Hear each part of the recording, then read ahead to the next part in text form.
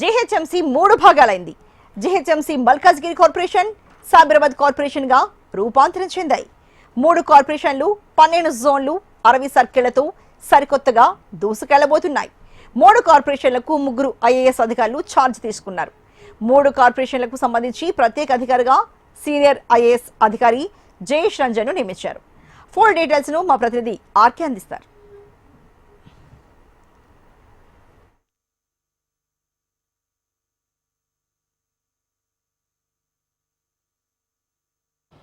మున్సిపాలిటీలో విలీనంతో జిహెచ్ఎంసీ అతిపెద్దగా మారింది. ఆ తర్వాత 300 వార్డులుగా కూడా విభజించారు. ప్రస్తుతం ఇంత పెద్ద కార్పొరేషన్ను ఒకటిగా ఉంచడం ఇబ్బంది కాబట్టి దీనికి సంబంధించి మొత్తం 3 కార్పొరేషన్లుగా కూడా విభజించడం జరిగింది. మొదటి నుంచి కూడా 3 కార్పొరేషన్లు చేస్తారు, పరిపాలన సౌలభ్యం కోసం అంటూ కూడా చెబుతూ వస్తున్నారు. అందులో భాగంగానే 3 కార్పొరేషన్లు కూడా విభజించడం జరిగింది. ఒకటి రెగ్యులర్గా ఉండే జిహెచ్ఎంసీ యథావిధిగా ఉంటుంది. అదే సమయంలో ఇటు సైబరాబాద్, మరోవైపు అటు మల్కాజ్గిరి, ఈ 3 కార్పొరేషన్లుగా కూడా విభజించడం జరిగింది. వీటికి సంబంధించిన ఐఏఎస్ అధికారులను కూడా ఇప్పటికే కేటాయించడం అయితే జరిగింది. ఒకసారి మనం పూర్తిగా కూడా ఈ ముఖ చిత్రం ఎలా ఉంటుంది అనేది ఒకసారి చూసే ప్రయత్నం అయితే చేద్దాం. వీటికి సంబంధించి ముందుగా ఇటు మల్కాజ్గిరి కార్పొరేషన్కి సంబంధించి ప్రస్తుతం ఐఏఎస్ అధికారి అడిషనల్ కమిషనర్గా ఉన్న కృష్ణారెడ్డి, ఎవరైతే కృష్ణారెడ్డి ఉన్నారో ఆయన్ని నియమించడం అయితే జరిగింది. ప్రస్తుతం ఆయన అడిషనల్ కమిషనర్గా ఉన్నారు. సో ఇప్పటి నుంచి పూర్తి స్థాయి కమిషనర్ బాధ్యతలన్నీ కూడా ఈ కార్పొరేషన్ సంబంధించిన కమిషనర్ బాధ్యతలన్నీ కూడా ఆయనే చూస్తారు. ఈ పరిధిలో మొత్తం 3 జోన్లను కూడా ఏర్పాటు చేయడం జరిగింది. అందులో ఒకటి మల్కాజ్గిరి జోన్, అలాగే రెండవది వచ్చేసరికి ఉప్పల్ జోన్, మూడవది వచ్చేసరికి ఎల్బీ నగర్ జోన్. ఇక మల్కాజ్గిరి జోన్లోకి వచ్చేసరికి మొత్తం 5 సర్కిళ్లను కూడా ఏర్పాటు చేయడం జరిగింది. అందులో ఒకటి కీసర, అల్వాల్, అలాగే బోయిన్పల్లి, మౌలాలి, మల్కాజ్గిరి, ఈ 5 కార్పొరేషన్లు కూడా ఈ పరిధిలోకి అయితే తీసుకురావడం, ఈ సర్కిల్ అన్నిటి కూడా ఈ పరిధిలోకి తీసుకురావడం జరిగింది. ఇక ఉప్పల్ జోన్లోకి వచ్చేసరికి ఉప్పల్ జోన్లో మొత్తం 10 సర్కిళ్లను కూడా ఏర్పాటు చేయడం జరిగింది. ఇది అతిపెద్దది కూడా అని చెప్పాల్సి ఉంటుంది. దీనికి సంబంధించి కూడా ఇటు గట్కేసర్, కాప్రా, నాచారం, ఉప్పల్, బోడుప్పల్ వీటినైతే ఏర్పాటు చేశారు. ఇక ఎల్బీ నగర్కి వచ్చేసరికి ఇక్కడ మొత్తం 4 సర్కిళ్లను ఏర్పాటు చేయడం జరిగింది. ఇందులో నాగోల్, అలాగే సరూర్ నగర్, ఎల్బీ నగర్, హైత్ నగర్, మొత్తం దీని పరిధిలో అంటే మల్కాజ్గిరి కార్పొరేషన్ పరిధిలో 3 జోన్లను అలాగే 14 సర్కిళ్లను కూడా ఏర్పాటు చేశారు. ఇక జిహెచ్ఎంసీ పరిధి మనం చూసుకుంటే రెగ్యులర్గా ఉన్న గతంలో 6 జోన్లు 30 సర్కిళ్ళు ఉండేవి, 150 వార్డులు ఉండేవి. ఇప్పుడు కూడా సేమ్ యాస్టీస్గా 6 జోన్లు 30 సర్కిళ్ళు 150 వార్డులు ఉన్నాయి. కాకపోతే ఈ సర్కిళ్లలో జోన్లలో కొద్దిపాటి తేడాలు మనకి గతంతో పోలిస్తే ఇప్పుడు ఉన్నాయి. అవి ఎలా ఉన్నాయని ఒకసారి మనం చూసే ప్రయత్నం చేద్దాం. ముఖ్యంగా ముందుగా శంషాబాద్కి సంబంధించిన జోన్ని కొత్తగా ఏర్పాటు చేయడం జరిగింది. ఈ శంషాబాద్ జోన్కి సంబంధించి మనం చూసుకుంటే ఈ పరిధిలో మొత్తం 4 సర్కిల్ అయితే రాబోతున్నాయి.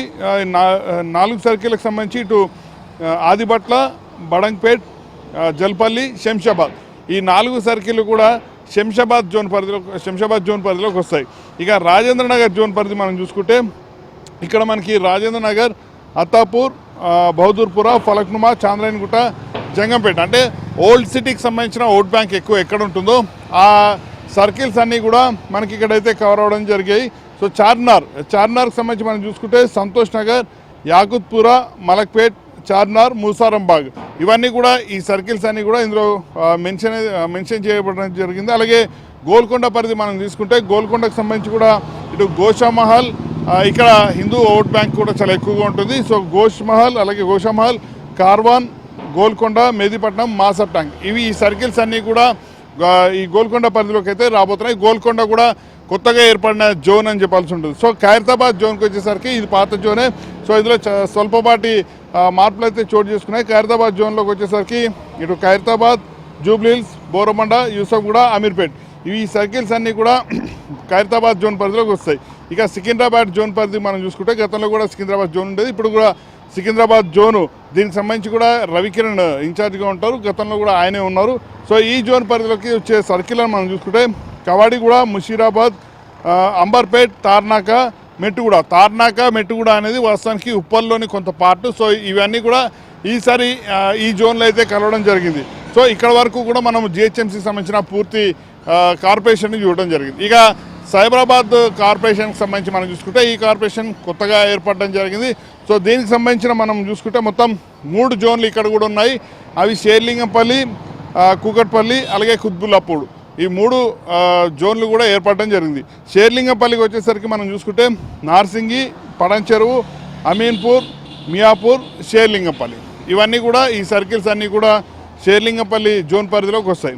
అలాగే కూకట్పల్లి జోన్ పరిధిలోకి వస్తే ఇటు మాదాపూర్, ఆల్విన్ కాలనీ, కూకట్పల్లి, మూసాపేట్ ఈ సర్కిల్స్ అన్నీ కూడా ఇందులోకి అయితే రావడం జరుగుతుంది.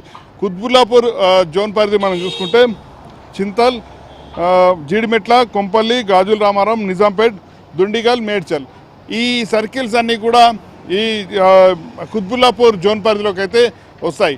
మొత్తంగా చూసుకుంటే 3 కార్పొరేషన్లకు సంబంధించిన మొత్తం అన్నిటిని కూడా డివైడ్ చేయడం జరిగింది. మొత్తం 12 జోన్లుగా చేశారు. అలాగే దాదాపుగా 60 సర్కిల్ వరకు కూడా చేయడం జరిగింది. 300 మంది కార్పొరేటర్లు సిద్ధంగా కాబోతున్నారు.